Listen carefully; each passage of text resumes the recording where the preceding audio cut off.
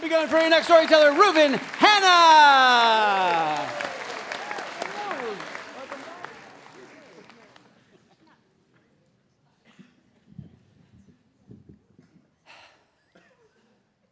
My mother, who lived in London during World War II bombings, instilled in me a deep hatred of war. As a teenager in Jerusalem, I realized I was different from other boys, and it scared me. I couldn't understand why they all hated Arabs and couldn't wait to join the army and kill them all. One boy said, "I can't wait for the day when I'll perform my military national duty. I'll shoot, I'll kill, and I'll be a man." I knew I did not want to be a soldier. By the time I was 14, I decided I am a pacifist. I will never touch a gun. I will never kill anyone. At 18, I was enlisted into the Israeli army against my will. At gun receiving ceremony, 200 new recruits in crisp army uniforms stood at attention. On stage, an officer called by name one at a time, a little bit like here, but very different. The officer called everyone one at a time to come up and receive a gun, alphabetically by last name. A, B. I knew with last name Hanna, I would be close to the beginning. C. By the time it get to F, I was covered in sweat. By G, my heart was pounding so hard. Reuven Hanna. I did not move. It seemed like hours passed. Reuven Hanna. I still couldn't move. I could barely breathe. And then, louder and more ferociously, Reuven Hanna. I took a deep breath. I could hear myself shout, "I do not want a gun."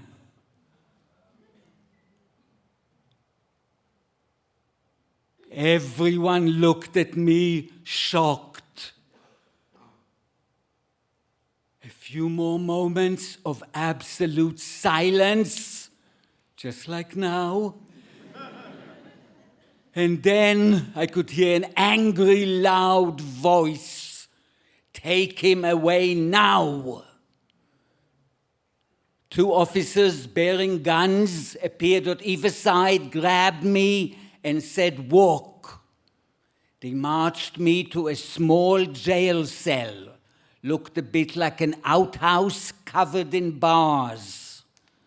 One of them opened the squeaky metal door. The other one held on to me. "Get in." I howled like a wild animal in capture. And I kept howling. I couldn't stop howling. They looked bewildered and stepped away. I started crying. One of them went to get their commanding officer, who didn't know what to do with me either. Then appeared a higher-ranking officer. He spat at me, "Tfu," and said, "Take him back to Tel Aviv to the recruiting center. Let them deal with him." I spent a month in the recruiting center. questioned, interrogated by army officers, by psychiatrists. They were trying to figure me out. It was unheard of. No one in Israel refused to join the army. Pacifists didn't exist. They said, "You're a traitor. You're a shame to the country. What would be if everyone in Israel was like you? The Arabs would kill Israel, destroy Israel."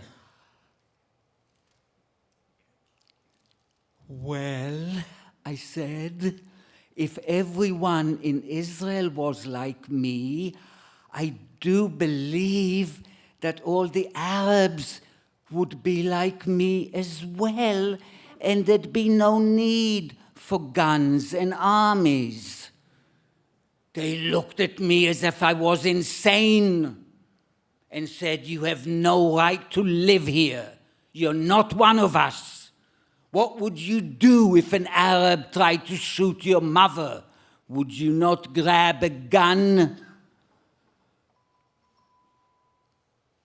At the end of the month, they said, "By the morning, we'll give you our decision." I couldn't sleep that night. At dawn, they handed me a document. Released from the army, emotionally incapable of serving.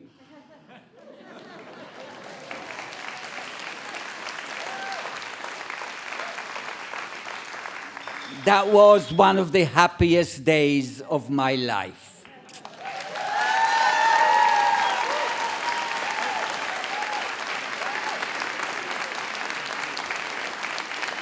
One more time, Reuven Hannah.